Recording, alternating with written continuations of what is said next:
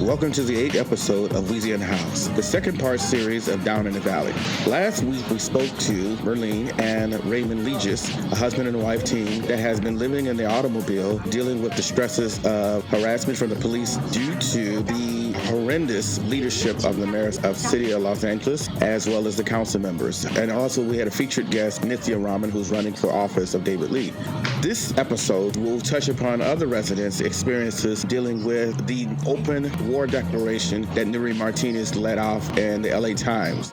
Lots will distract you and talk to you about housing, whether they're going to get you some housing. If you need some sober living first, they're going to do that. They hand you a bottle of water. As you turn around, the sanitation people and the police are putting your stuff in trucks and taking your things.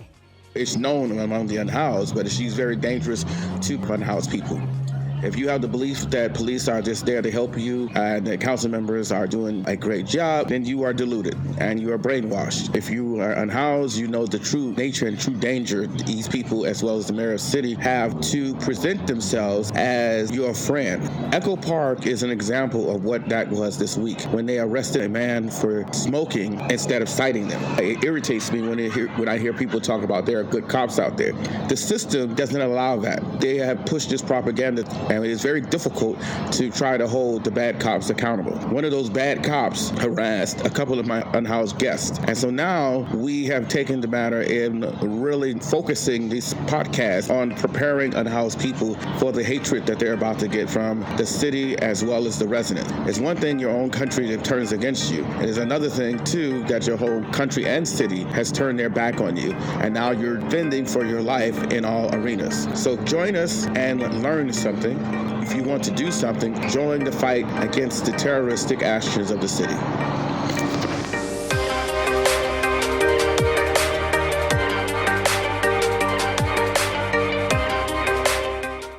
Unhoused news. Amid the housing crisis, Sacramento landlords are breaking California's law on Section 8 vouchers. On January 22, 2020, Verve, V-E-R-V-E, coffee manager warned patrons not to buy coffee for an unhoused person, citing that it causes unhoused people to come back and not make it a safe space. On January 22, 2020, at the 405 Venice sweep, virtually all of the unhoused lost their tents. With the coordination of Los Angeles Police Department and Sanitation, one member lost their ID, birth certificate, Social Security card, and wallet. Councilmember Paul Koretz did not warn the unhoused community they were going to attack and criminalize the unhoused for being unhoused. On Thursday, January 23rd at 11 p.m., Los Angeles Police Department launched a task force complete with a SWAT team to cite, criminalize, and arrest unhoused people at Echo Park Lake in anticipation for the protest that will occur on Friday, January 24th at 7:30 a.m. Then Los Angeles Police Department will deploy a task force which will include armed police officers against unarmed, unhoused residents of Echo Park, evicting them from their homes and possibly attacking the protesters against this criminal action.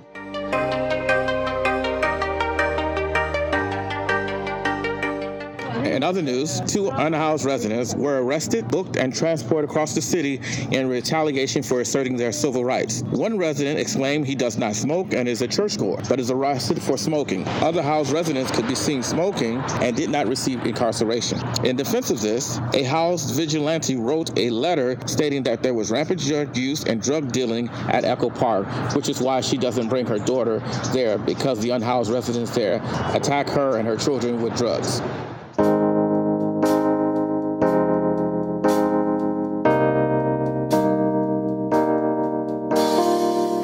This is Theo from Weezy Unhoused, and I've been having some very educational conversations with a lot of people, and everybody's story is different. We were saying the same thing.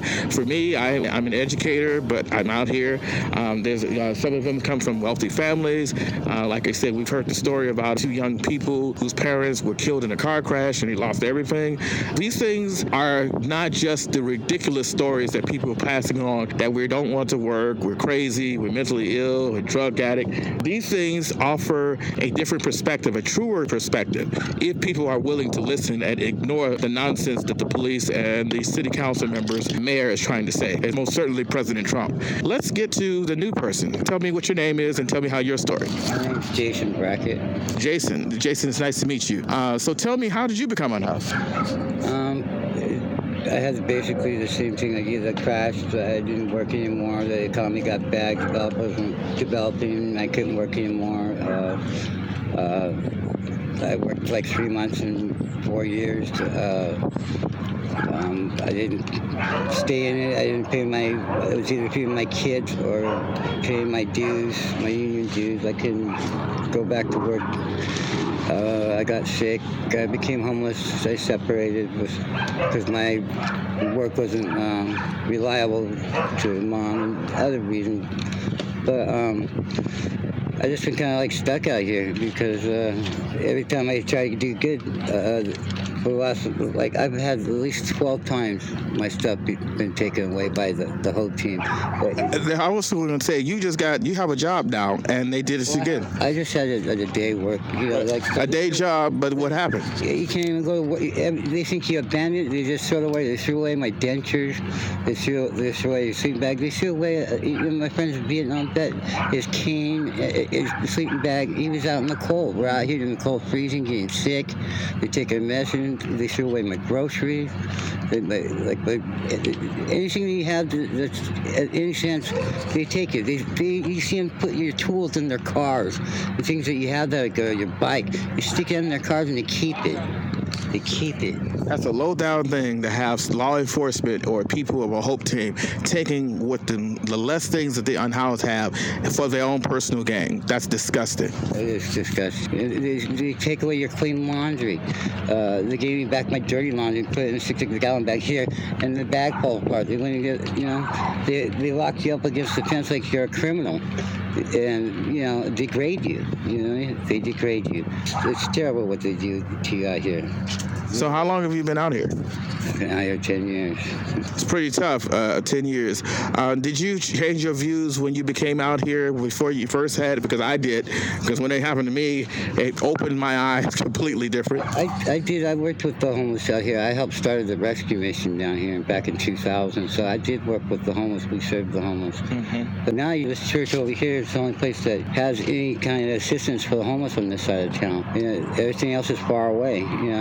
Everybody I know is here. They need like a resource center, a place like you can go get a shower, or maybe look for a job, or get a haircut, or get some clothes. They also blame us for a lot of the graffiti and things that the gang members do. We don't do that. We're not responsible for a lot of a lot of people that are messy. There's some people that shouldn't be out here with mental health issues because the state has ran out of money.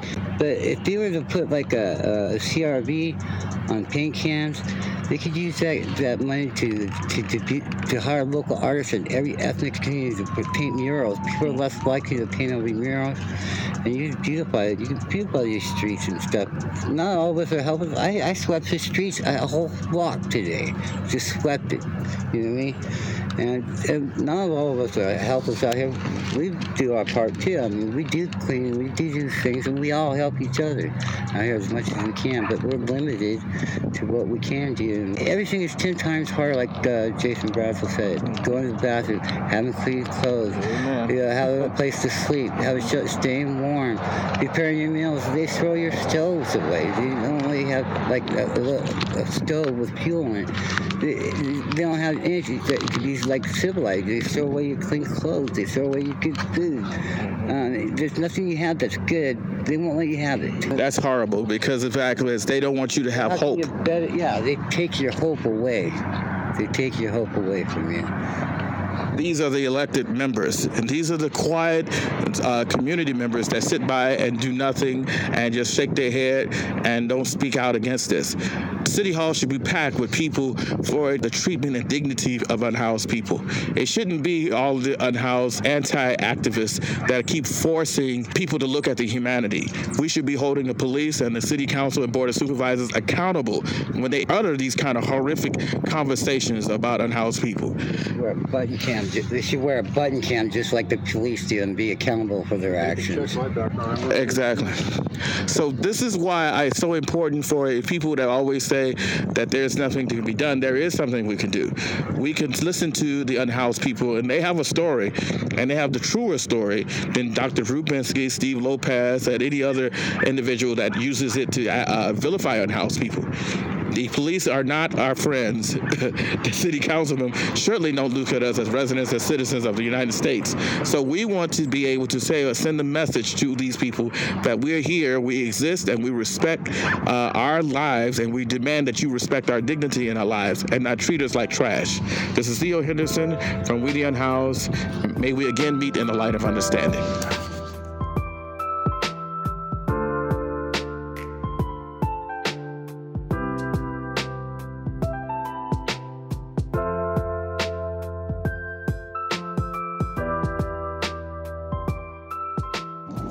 Good afternoon. I'm on my journey of the We the Unhoused special with the Chatsworth special.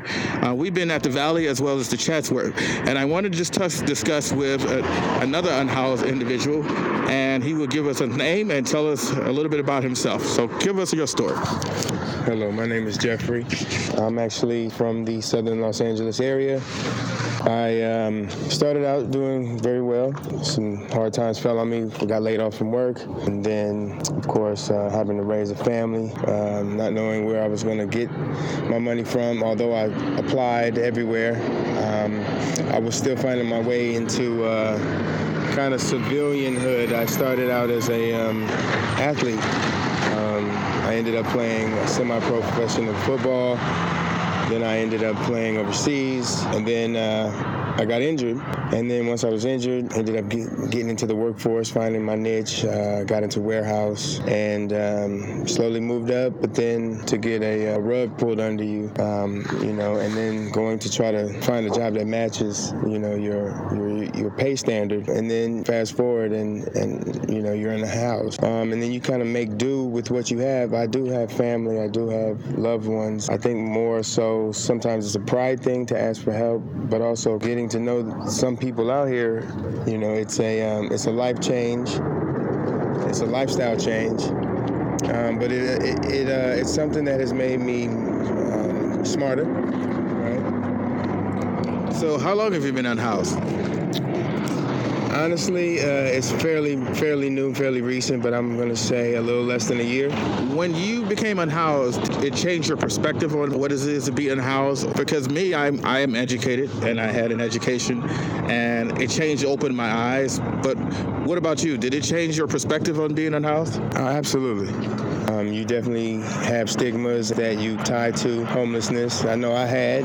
I'm going to be honest. I thought they were either cuckoo or on drugs, or people just didn't care about them. But it's quite the opposite.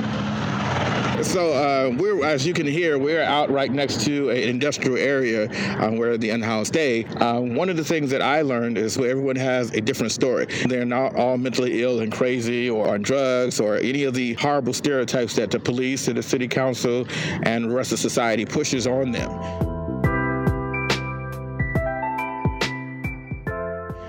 One of the things I wanted to ask you is, how do you survive day to day? What is your day-to-day life like?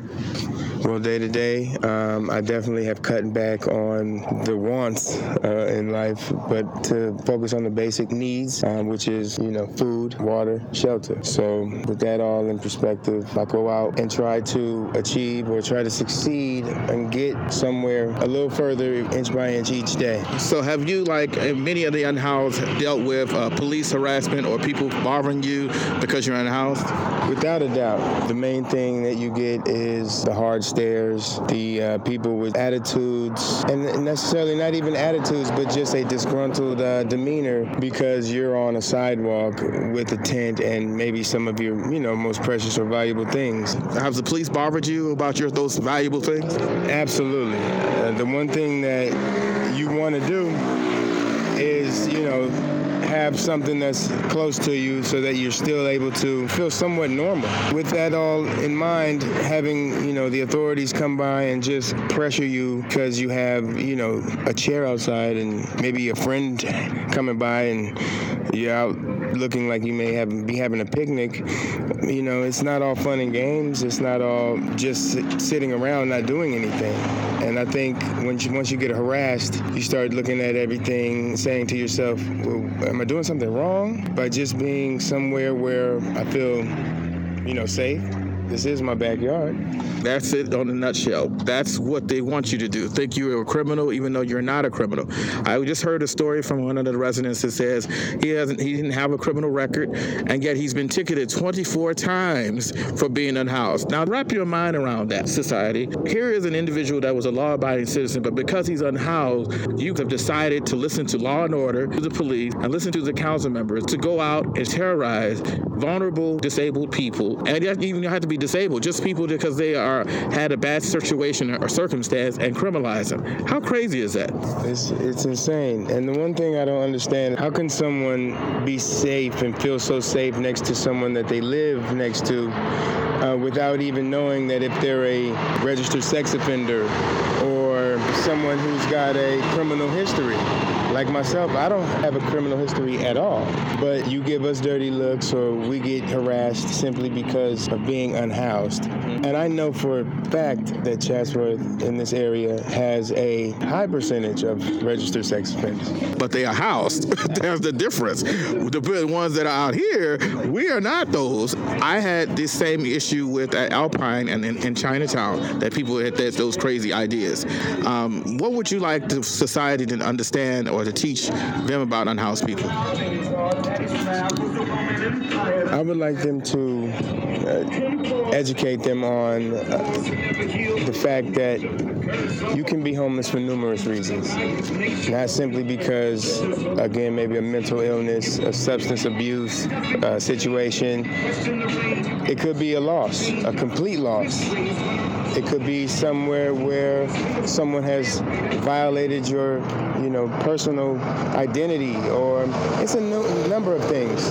But if you get educated on understanding the people that are out here, why they're out here, just getting to know who they really are. You can't judge a book by its cover. Give people a chance. Talk to them. Say a kind word. A kind word goes a long way in understanding about us. That's the human condition, whether you're housed or unhoused. So when the next time that you hear or you go to a meeting or see on the news about the vilification of unhoused people by police, security owners, or business owners, or even your council member or mayor, understand this. It's a lot easier to find out the truth if you listen to this podcast and start talking to some unhoused people. Your world will change for the better. This is Theo Henderson from We the Unhoused. And may we all again meet in the light of understanding.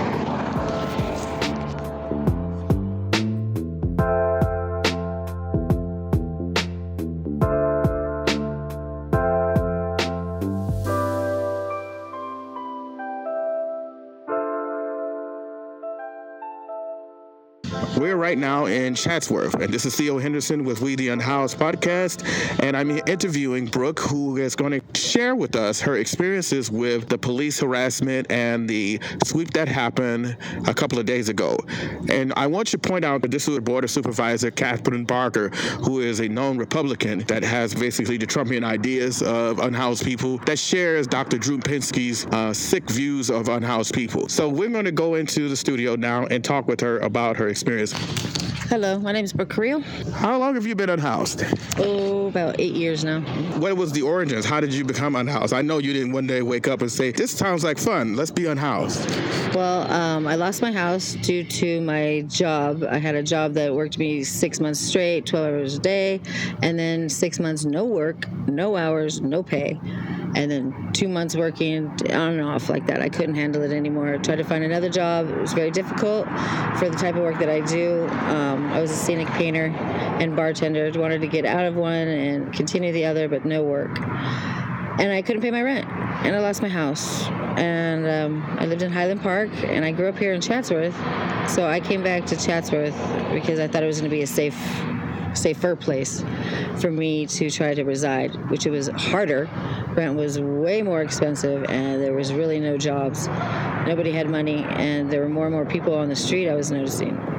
And didn't actually think I was going to be one of those people, but ended up being one of those people. How did your viewpoint change when you became on the street? Did you still have the same viewpoints about unhoused people until you came on the street? Because I had the same thing. I'm educated, and when that happened to me, I saw the world a little bit differently. So what was your experience? Of course, I saw the world a whole differently because they treated me differently. I saw the abuse from the just the residents, the business owners, the police on top of it. The police are ridiculously abusing the homeless left and right. But when I came out here, I thought, okay, I'm different. But I was no different. There was no difference between me and Joe Schmo that's on the corner in a tent or in a sleeping bag sitting there. I was no different. So that be known to people that have this belief system that if you are worthy to be helped or unworthy to be helped, that they will treat you just the same. And those same people that you support, they will also be the ones that will get to send the police out and harass you. So can you detail some of the harassment that you've encountered?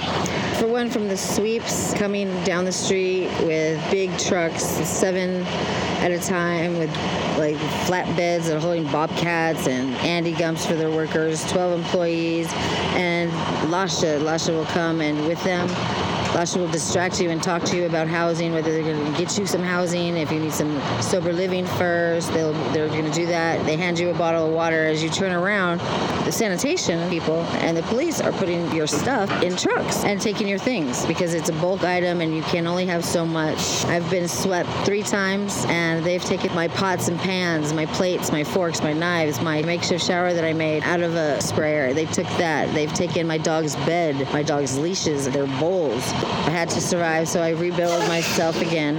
And here they come 2 more weeks down the road and take everything else. If not my stuff, but my friends next to me or my friends down the street. And now they have nothing, so what I have left, I share with them.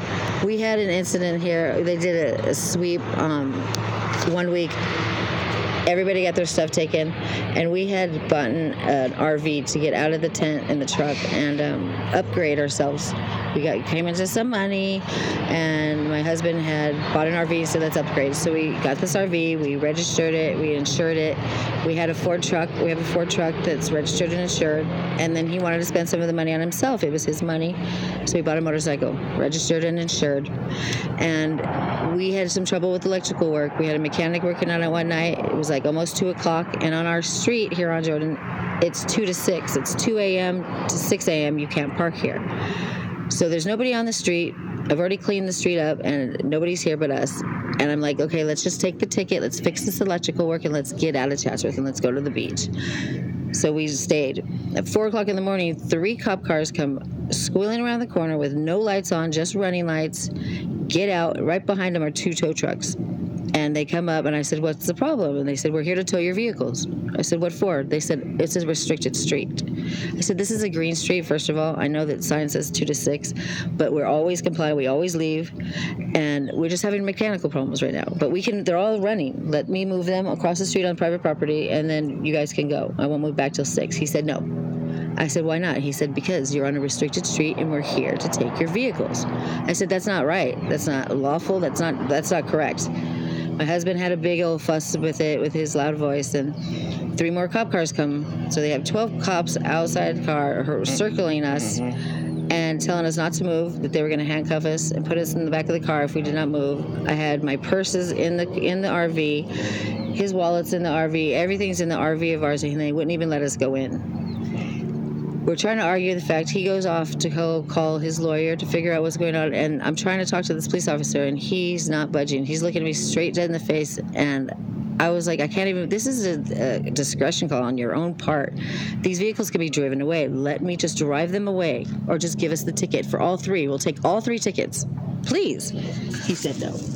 Let this be a lesson to the ones that think the cops are all great. No matter how great do you think they are, there's always going to be the cops that has used their power to abuse people that think cops are great. I have had those similar experiences with my automobile, but I've had it with them trying to reason with them. When you can't reason with a jerk that just wants to just attack unhoused people.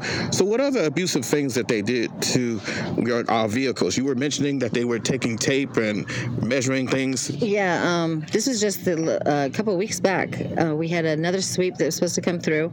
The night before, I had everybody that's on the street to make sure they cleaned all their bulk items up, that there was nothing on the street besides what they had personally, like tents, nothing on the sidewalk. We cleaned, we both swept both sides. Everything was perfect. They had given me a ticket prior to that for having sparklets bottles, empty sparklets bottles on the sidewalk with 2 jugs of soap because I was cleaning the sidewalk before I had moved back to my spot. I wanted to clean the sidewalk. I always clean it. They gave me a ticket for not having a pathway for a wheelchair. And so I kicked the bottles aside and I said, okay, well, a wheelchair can go right through. I said, I'm just cleaning the sidewalk. Well, they couldn't figure out what to write me a ticket for at all, because there was nothing in their books to say, well, what are water bottles? They were just water bottles. But they gave me the ticket anyways. And they sent me to San Fernando when I live in Chatsworth. San Fernando, I go to the ticket that day to get the ticket done, taken care of, and they haven't even filed it. There was no filing of it, and in San Fernando, they don't take blue tickets. They hadn't did it in 10 years. So I didn't quite understand, so I went to Chatsworth. When we came back from Chatsworth, there was 12 employees standing outside with doing nothing, absolutely doing nothing, 4 cop cars, 7 white trucks, all rented by Hertz Rent-A-Car, 1 flatbed with a Bobcat on it, 1 with an Andy Gump on it, 3 other supervisors' trucks, and 2 car supervisors' trucks. And I was like, what the hell is going on my street? I get out, and they're still not doing anything. So I broke out my phone, and I started filming them. And I went up to each one of them, and I was asking them, there's nothing to do here. The street is clean, and you can't do anything here. Why would you bring all this equipment, all this taxpayer money, to spend your time doing nothing? You're now having to figure out where you're going to go and what you're going to do, because there's nothing to do on the street. Then Lasha shows up, and Lasha showed up. All they ever do is pass out bottles of water. They pass out bottles of water. They promise you that they're going to get you an apartment. You could have it in 2 months, no problem. Just give me your name, your number, your social security, all that. And they never do anything. Exactly. Well, I started to film them. Well, they just were standing there still. I had a friend come down the street that needed to use the bathroom and asked them if they could use the Andy Gump. If he could use the Andy Gump, and they said no. That he could not use the Andy Gump. So here's what this is the answer for Nury Martinez and any other council people that says that they offer help and people are resistant of help. This is the reality, that they are too cowardly to confront unhoused people. When I offered the same challenge I offered to any of the supervisors and council people, that I dare you to come out here and tell that lie to unhoused people. Put it on national TV. But please continue. Well, okay, with Lasha, we have a guy on the street named Jason Brazel, and he has a broken leg. I mean, his bones are protruding out of his leg. He's waiting for his special surgeon to come and get an appointment for him to have the appointment. They made him move his tent himself. Lasha's standing there doing nothing. Police standing there, nothing, doing nothing. Made him move his tent a little farther away from the fence, like 3 inches away from the fence, on his broken leg, in his wheelchair. And a week before that, he had just lost all his stuff. They had taken everything from him because they saw 1 bottle, a sparkless bottle of urine. But I didn't know, I had nothing else to say, but where else do you want him to pee? You know, he had to pee in something, he peed in the bottle, it was closed, and they saw it. They picked up his tent, 4 guys, and tossed it into the trash can. It had everything that he has, everything he owned, his wallet, his even his social security card was in that tent. So they were doing that. Well, they got all frustrated with me because they had nothing to do that day, and they were mad. So my dog had been on a leash tied to a tree, and he'd been running around. They were petting the dog, and when they had nothing else to do, I said, you guys done? You gonna go? So I walked into the RV with the dog, shut the RV door, and then I watched out my window. They were bent down by my tire. And so I opened the door, asked him what he was doing. He had a tape measure, and he was tape measuring the tire to the curb to see how far I was away from the curb. I was like, what are you doing? Well, the dog ran out, and I went to go get the dog, and I had gotten the dog, and I was going to put him back in. I walked towards my RV, and he put his hand up in front of my face and said, nope. I said, no what? I said, move. I'm going back in the RV. He goes, no, you're not. So I called for my husband. I'm like, Daniel, come out here. So Daniel came out. He got the dog. He told him to go back inside. Daniel asked why. He said, don't worry about it. Just go back inside. As soon as he shut the door behind him and the dog, 1 cop grabbed my 1 arm, the other cop grabbed my other arm, twisted my wrist upward and put me against the wall and handcuffed me. And I said, excuse me, what are you doing? What are you doing? He said, tell me your name. I said, you know my name. He goes, we know your name's Brooke, but what's your last name? I said, I don't need to tell you my last name. I don't need to tell you my name at all. And then I told him that I was scared and I was fearful for their lives because if I told him the name, that he was going to be in big, big trouble for putting me in handcuffs because I did nothing wrong. Right. I did absolutely nothing wrong. He's like, it's because of the leash and the dog. I said, the dog's been on the leash. You've seen that. Now let go of me and take these handcuffs off me. So one cop went walking off, and the other two stayed, took my phone away from me. Another cop stood behind me so my husband couldn't film. And they sat there and asked me my name over and again. And I said, fine, it's Brooke Carrillo. It's Brooke Carrillo. I'll take the handcuffs off. Other cop comes up, says, okay, her name's Brooke Carrillo. So now here's the problem with this, which is why I want to talk about as unhoused people, our rights is that we don't have to give exactly. Before we're proven innocent. Exactly. But we do not have to give our name or our last name. No. And in a case like this, I want our listeners, our unhoused listeners, to understand, as soon as they do that, you ask for their immediate supervisor, and then you have to record it, because you can walk away, because you can ask them, am I being detained? What am I being detained for? Those are the issues that in Know Your Rights episode, where we're going to have another workshop to arm our unhoused people with these kind of information to stop this kind of abuse. So for the bootlickers, again, this is what happens when people talk about how great cops are. This is a perfect example. No matter how great you think they are, they will break the law, and they're supposed to be upholding it.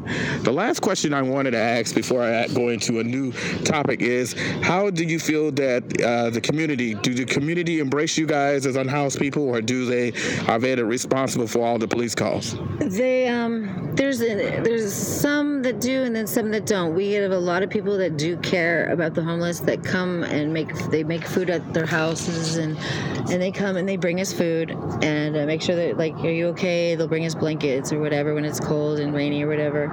But the business owners have a little problem with the homeless, not a bit, but a lot. And some of them have friends that work on the police force, and they use that for their advantage by sending the police over here.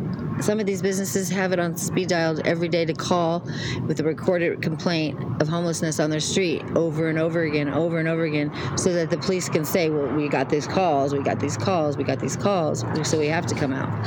This is because they tell them to do that. Yeah. But that's another part of it, because I've had the same very thing happen. They train and educate the public to harass unhoused people, and then lie when they do come out. They're saying that they're just doing their job. So yes, this is another tactic business owners do. Yes, they do. They're very conniving, like locking their trash cans, knowing that there's no trash cans anywhere.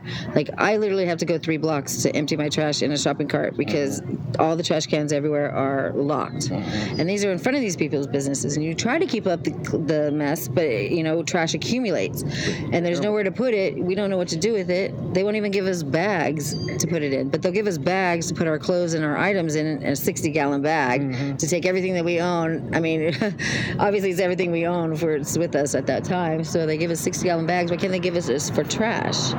So it's just, the business owners get frustrated. They're rude. They go by filming. Some of them drive so close to you. Like, if you're, like, I'm in a vehicle, if you're just even standing outside the vehicle, they look like they're trying to hit you. Yes. I've had that happen too. They're trying to hit you, run you down. They jam down the streets as fast as they can. They try to scare you. They go by honking really hard. They flip you off. Yep. The cameras are the worst, because they film. I mean, they film for what? I mean, we're not doing anything. This is Unhoused Vigilantism. That was my second episode when we were talking about. So for the listeners that believe that the cops and the citizens are such good people, where are the good people to stand against the evil of this? And where are the good people that hold these police officers accountable? They're nowhere to be found. And the last thing is, what would you want your audience to understand about unhoused people? Now that you've learned that they are being harassed and picked on, what would you like them to know about you, and as well as other unhoused people? You're not only the person that's being harassed, so what would you want the community to do to stop this? I want to say something else about, like, the vigilante part. We've had fire bombs thrown at our tents. We've had firecrackers thrown at our tents. We've had M80s. I've had an M80, 2 of them thrown at me. One of my friends caught my trash can on fire that's hanging off my side of my car, which is right next to my gas tank of it. When you call the police and you tell them where you're at, they ask you your name and all that, and you're like, what are you doing here? You're homeless. They don't show up. So it's letting these people get away with things like that. And they're trying to kill us. They think that we're better off dead. And these are like people's neighbors. Like, I grew up in Chatsworth. I went to Chatsworth High. I went to Lawrence Junior High. I went to Chatsworth High. I grew up here. And it used to be really different. The people here used to love other people. It used to be horse town. People just cared for each other. Being homeless, I am treated like I'm a disease when I'm on the street. But at the same time, I don't have to look homeless to be homeless. And so when I'm out and I'm having dinner somewhere, or I'm shopping in the same supermarket that they are, they don't know that I'm homeless. And they treat me totally different. But then once they find me, I find out that I am homeless. No, yeah. Oh, it's a whole other subject. I had a story to tell you. I had one good one, is that I had found a job, and I had been faking it till I make it. And I was out on the street, literally. I literally was faking it till I make it. And then one day, for some kind of reason, they saw where I lived or stayed.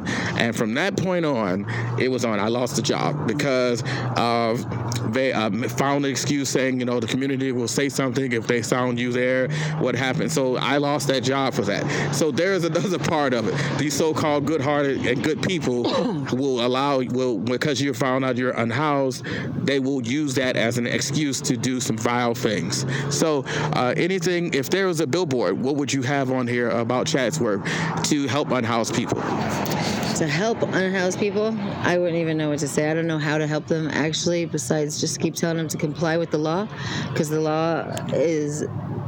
At least the court of law would hopefully be on your side, but not the law itself. As the PD goes.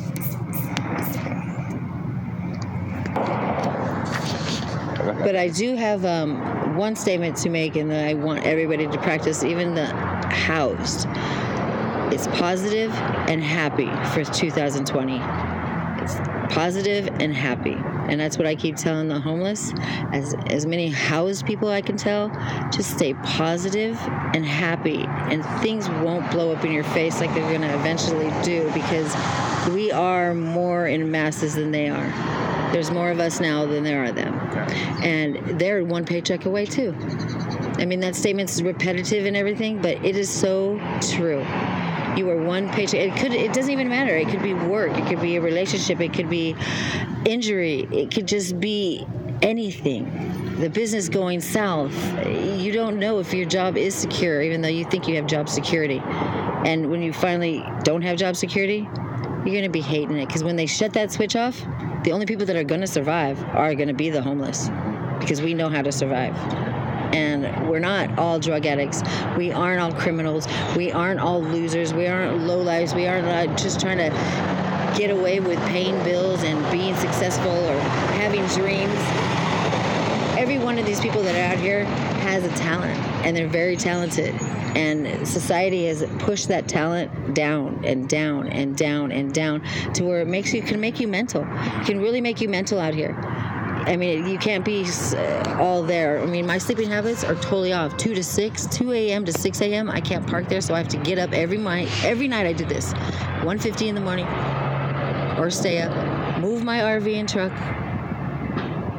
5:50 in the morning, come back, and move everything back. Every single morning, Monday through Sunday. Otherwise, it's an $85 ticket, or they're going to tow our stuff again. And they towed our stuff. They took my RV all the way to Castaic Lake. It cost us $3,000, the rest of our savings. All the rest of our money that both of our accounts saving to get out of here once the RV lights were working, to leave Chatsworth and get out and go and start a new life, we had to use. It's $3,000. It was a lot of money for us. So there you have it. This is what the ones that always is talking about this horrible stuff at these council meetings, and these city council members are corralling the most evil NIMBY that you can find.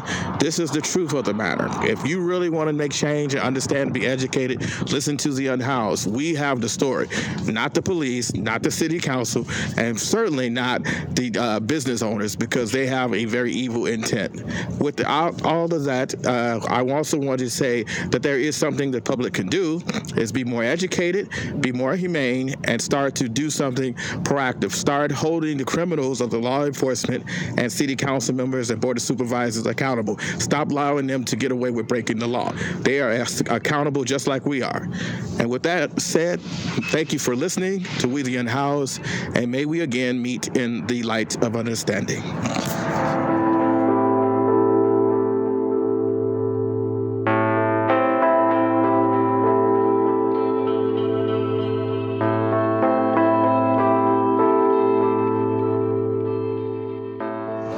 Good afternoon. I'm still in Chatsworth, and after that exciting interview with Brooke, I'm here to interview another gentleman to tell us his story. So he's going to start off and telling us his name, and we will take it from there. So good afternoon. Well, my name's Jason Brazel. I'm out here due to the fact that I fractured my leg riding my bicycle. And from that point, my girlfriend threw me out because she didn't want to help take care of me because I couldn't work and stuff. She threw me out the day I got out of the hospital. I ended up out here. So I got a tent, and I pitched a tent, and 2 days later, a homeless guy fell on my tent at 6 in the morning while I was asleep and fractured or broke my leg 5 different places. And 2 days after that, I fell in my buddy's tent and re-broke it. I tripped on the rug with a crutch, and then so it's been broke. At that point, it was broke 4 times, the original time, and so I got broke 4 different times in 1 month. And basically, I've been out here ever since and struggling. The cops came one time and took my tent. They took my wallet, was in the pocket of the tent. They threw it all out and said it was contaminated, and they took my driver's license. 5 different driver's licenses I've had since the past 20 years were in there. My social security, all my stuff was in there. So right now I don't even have ID. The police threw it in the trash. Yeah, basically I've been struggling ever since I've been out here. I've been out here about 3 months, and I've had nothing but one fiasco after another. Like, they came this morning, I was asleep. They woke me up and they made me break down the tent. I literally got to slide around on my butt around this tent, break it down, and slide around a butt. You know, people get tired of helping you. In the beginning, you know, people are glad to help you, but you know, later on, they don't want to help you so much. You know what I mean? So I basically tear this tent down, put it back up by myself, and it's just a lot of freaking work, man. I mean, there's nothing good about being out here. Believe me, it's more work than people say we don't want to work. This is a lot of work. It's a lot of work getting water. Yeah. These people turn all the faucets off. We can't get water. There's nowhere to go to the bathroom. We have to walk miles. And when you're homeless at gas stations, nobody lets you use their bathroom. So it's definitely a dilemma. There's no toilets for the homeless out here. When they see people homeless like this, I'm new at this, and I think they should come and put like an Andy Gump up. They got all that money donated. Rent us an Andy Gump so we don't have to shit and throw it in the trash and stuff. I mean, that's ridiculous. You know what I mean? I have all kinds of complaints about this whole situation here. One of the things that I noticed as well is like what you're pointing out, several different issues. One, it seems like they treat you as if you're criminals. Secondly, they treat you, even if you have challenges like physical challenges. I'm literally watching you in a wheelchair with a broken leg, and that seems to have no mercy or compassion that the city has elected these council members, these board of supervisors, and these police officers who they have this lie that these people really care. But if they really cared, they would not be so inhumane. So have you been harassed by any of the police officers or the city council? I know that, you know, not the city council, but perhaps the police. Oh, by the way, for the record, I'm 47 years old. I've never been to jail ever. Never been arrested like that. Nothing. Never been to prison. None of that stuff. I have 23 tickets right now pending from being homeless. I've only been out here 3 months. 23 tickets. I don't even know what I'm going to do about them. I'm not working.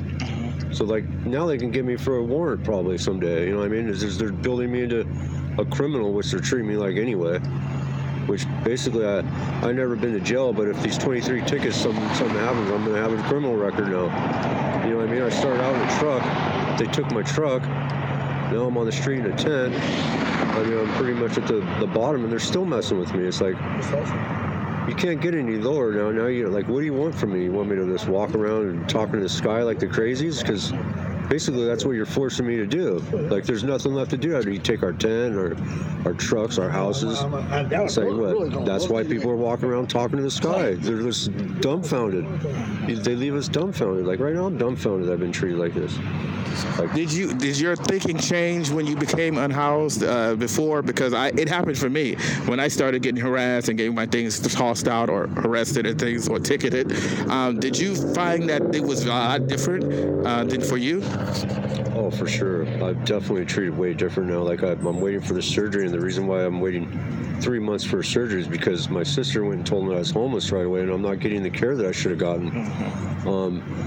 there's a number of things that I see different now that people are treating me like I said, when I try to go to the bathroom at the gas station, they don't even let me use the the bathroom. I'm like, wow. You know, you go to Jack in the Box, some of them don't even want to let you use it there. It's like all of a sudden you have a label on you that you're not even aware of, just because you became homeless. I don't know if it's, I mean, I try to keep my clothes clean, but you know, you get labeled somehow. And I think there's no reason for it, because there's so many different reasons out here why you're homeless. I've heard so many different stories like I never even knew. Like one night I heard some people crying, and I went over and asked them, there's an 18-year-old, this is in Warner Center Park, there's an 18-year-old and a 17-year-old boy and girl. Their parents died in a car accident from Thousand Oaks, and they're on their own. I couldn't believe it. I was like, no way. These are rich kids. Yeah. They're sitting at the park crying in a tent. I was like, wow. Like, you hear the craziest stories out here why people are homeless. It's not just because they don't want to work. Yes. You know, back in the day, I kind of thought that too, but that's not the reason. These people, they work hard. Like, I mean, I'm constantly working all day. You know, just trying to keep alive. Yes. You know, it's a lot of work. It's a full-time job to be unhoused. Just trust me when I tell you that. Right. And it's also, like you say, I've heard so much of the so heartbreaking stories. I've heard about people being raped, and I've heard about people witnessing murders as 15 years old and things of that. So it is unbelievable, the stories, and it angers me when I hear idiots that the police officers and the council members and board of supervisors listening to about unhoused people. It makes me really very angry about that. So I wanted to leave you with this. It's like, what would you like to if someone was to educate people about unhoused people, what would you, now that you have this experience, how would you educate them? What would you tell them? I would tell them, don't judge these people, because there's so many different, some of them lost their parents at a really young age. You know, they've been on their own ever since. There's so many different reasons why they're like this. You should maybe listen to some of the stories. You'll understand a little better.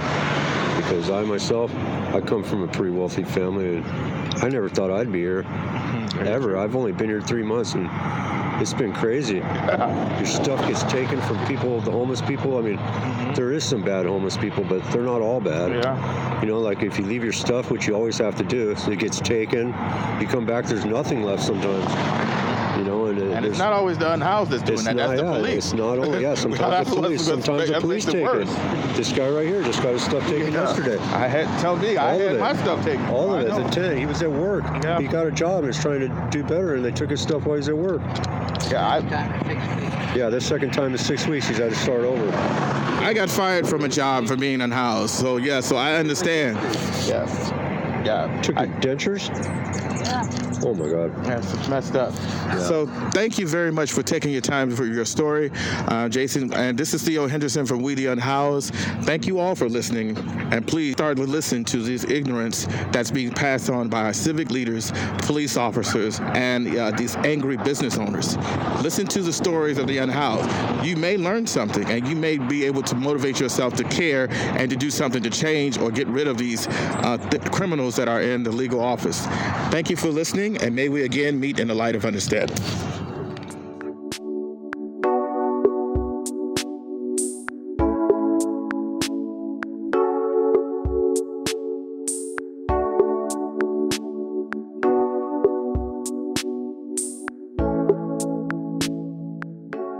My name is Theo Henderson. I am with We the Unhoused, and I'm here again in Van Nuys talking about the same thing that happened over to my friends over at the other park in North Hollywood.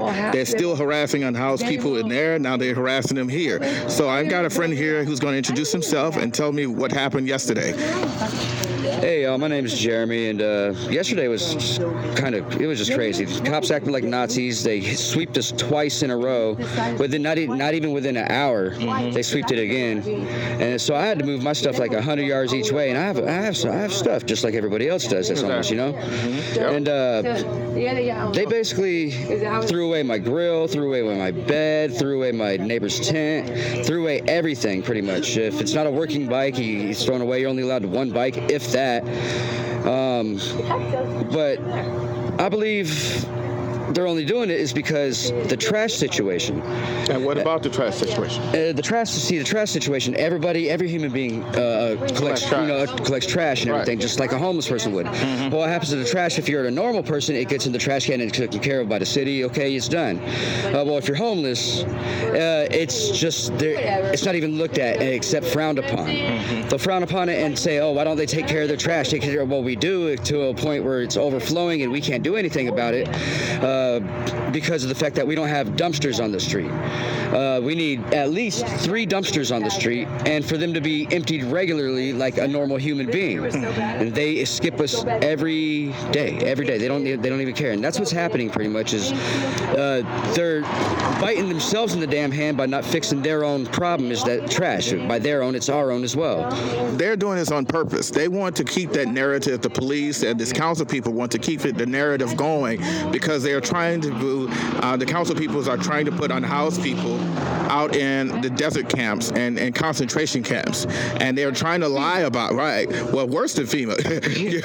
Trust me when I tell you, it's worse than FEMA. They're trying to lie and say that they're concerned, but yet we put the money where their mouth is. They don't come and pick up the trash. Most times the HOPE teams that just did what you just said. And see what else is they don't even let us. They'll put up a notice and into a hidden. See, I didn't even see that paper right there that you looked at. Y'all looked at a second ago. Yeah. And won't even say, "Hey, look at the notice. It's on the bulletin. It's right here. Look, read it, know it, and you'll be ready." They just put it up one day when nobody's looking, apparently, because I didn't see it. Nobody else did really, and show up unexpectedly. Well, it was expected, but we didn't know. And they'll put up a police line, and once you cross that police line, you're not allowed back here. You're going to get arrested. That's how my buddy got his tent and throw it away, because he didn't know that. He went to go back to get his tent. Everything else was across, but he went to get his tent. He said, "Nope, you ain't allowed to cross the line as soon as you cross." He told him, "That's my tent." He said, "I don't give a..." Pretty much, he said, "I don't give a fuck." Excuse my language, but fuck. You don't give a damn. You ain't crossing the line or you're going to get arrested. And so now he had to sleep outside last night. See, this is the lies that, and I'm glad you're saying this. This is the where your council members are lying to the public. They know exactly what they're doing. This is really retaliation to Martin versus Boise. And these same police officers that people allow in their schools, they're thinking they're just doing a hard job, they are the criminals, as well as the council members. And I want this story to be told far and wide that they are doing criminal activities to the unhoused and the vulnerable people and lying to the public. Thank you for telling me this. So I want to go a little further and ask some questions like, how did you become unhoused? Myself really. Sure, I lost my dad and my fiance. They're with God now and shit, and I kind of lost my mind, and now I'm like right here. I mean, I could clean up my act and everything and get right back on the ball at the law firm where I worked at, and my boss said I could have my job anytime I want. But right now I'm just taking a little bit of time just to get yourself pretty mentally much right. Yeah. Pretty much. That's understandable. How long have you been out here? About a year. Okay. So you've been out in here. What are the things that you've learned out here, being out here a year? It's more difficult than it looks. It really is more difficult than it looks, and people are more, what do you say? I'll go ahead and say racist, not against the color, but against the kind of people, which is homeless people and regular people. They frown upon it. They look at us like we're dirt, trash, and a waste of space. What would you say if people like to live like this, be harassed by the police, swept and lived out in the elements? If they liked it? Well, no, that's what people are saying about unhoused people. We don't want to be helped. Oh, it's definitely not true at all. We want to be treated like a normal citizen of the United States of America, a country that I fought for. Right. And other than that, we just, like other people, we want to be left alone and mind our own business and respected like everybody else, but we're not. So there it is again. We are American citizens. Why is it that society doesn't see us as American citizens? I vote. Even though I'm unhoused, I vote. And I said my vote doesn't count when it comes to some rich gentrifier or some ridiculous law enforcement official who's siding with other people. And you know what's really crazy about this is that the normal, I'll call them normies, the normal people out there wouldn't even know if I was homeless, because I take showers daily. immediately over at the spot. I dressed nicely. And just the other day, I gave my last $30 to a lady that was broke down in her car to get gas, whatever she needed, and I had nothing. That was literally my last penny, and I gave it to her, and I'm homeless. She didn't even know I was homeless until she drove down Etna Street and see me right here, and she came back the following day and gave me $60 because she didn't know. See, that's the humanity of unhoused people. I wish the humanity would be passed on by the rest of society. So what would you want to say to the rest of the world about unhoused people? What do you want them to know about us? I want them to know that not all of us are scumbags, is what they would say. Or I had the other lady drive by the other day when I was down the street when there was a bunch of trash piles. She just looked at me and said, you know what, you people, it used to be nice till you people, came here and started doing this. Well, you know what, to that lady, I already have forgiven you for doing that because she didn't know no better. But other than that, I want them to know that everybody can make a change. Everybody can, no matter what, just like me with that $30. I changed that lady's life. She could have had somewhere important to go. Don't turn your back on people in the world. Excellent way of saying it. Dr. King even expands on this further. We all are tied to a single garment of destiny. And one of the things that we are tied through is by our humanity. If we don't look at each other from no matter what economic circumstance as human beings, we lose part of our own humanity. Amen. And we become a monster. And nobody wants to look up in the mirror one day and says, my God, I'm just a hateful person that hides under well-dressed clothes, expensive condominiums, and smelling nice. And I'm looking out and harass and hurt vulnerable people. That's right. They should become homeless for 1 month and see what it'll do to them. Thank you for talking with me, and may we again meet in the light of understanding.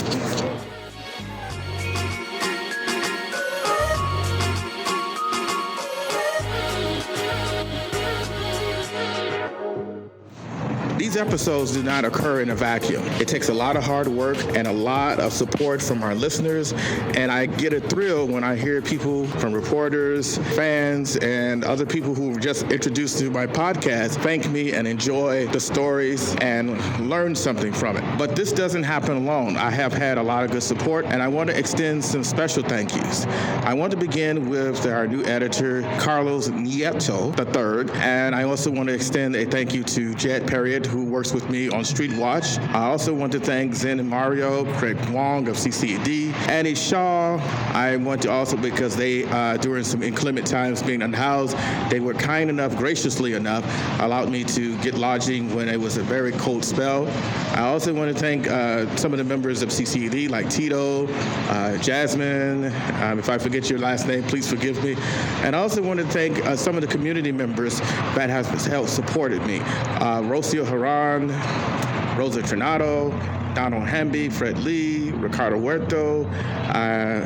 I also want to thank some of the parents that has been in my corner, like Irina Vegas, Stephanie Wong. And if you like these episodes and you want them to continue to be sent out to you, please like and subscribe to my page on SoundCloud. And if you would like to donate in order for things to expand and get even more, much better, you can go into my PayPal, which is Theodore Henderson PayPal. Thank you again.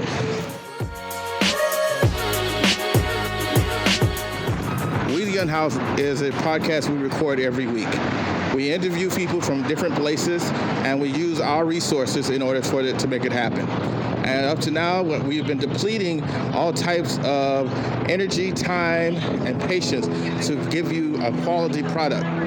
Now, you will not hear our recordings in a live, quiet studio, but what you will hear is where we meet the clients or the listeners and the guests at these places where they are.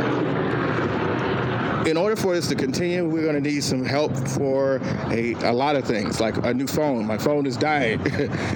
My computer, I have none. Different other equipment in order for us to start a new project where we will have We the Unhoused for people that are want to share their stories visually, and then we're going to have a podcast for We the Unhoused for children. So in order for this to happen, we're going to need a lot of help from our listeners and for people that are interested in doing something for the community. And after this, if you would like to contribute to this campaign, you can contact We the Unhoused on Twitter. That's my thing, where I have a PayPal link, and you can link it there, and you can make any donation from $2 to $5 or however you feel. But it's really appreciated.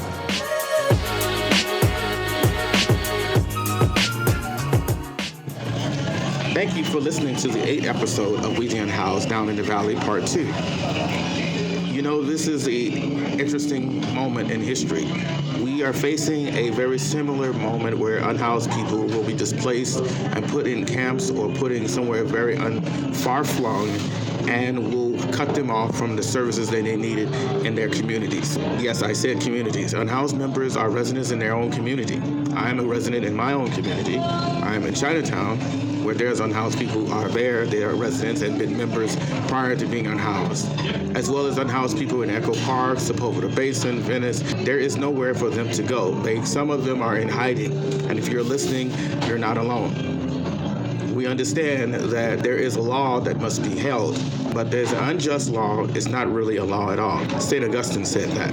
And most importantly, there is no such thing as council members and police officers or park rangers of being above the law. You must follow the law just like we do. And if you try to circumvent the Ninth Circuit Court ruling in retaliation for Martin versus Boise denial of being heard, then you are just as criminal as those fictitious unhoused people that are drug addicts and criminals. Those house residents that call and scream about. Stay tuned for episode 9, where we will deal with people that are dealing with the aftermath of the sweep on Echo Park when Mitchell Farrow declares war on the unhoused. Thank you for listening, and may we again meet in the light of understanding.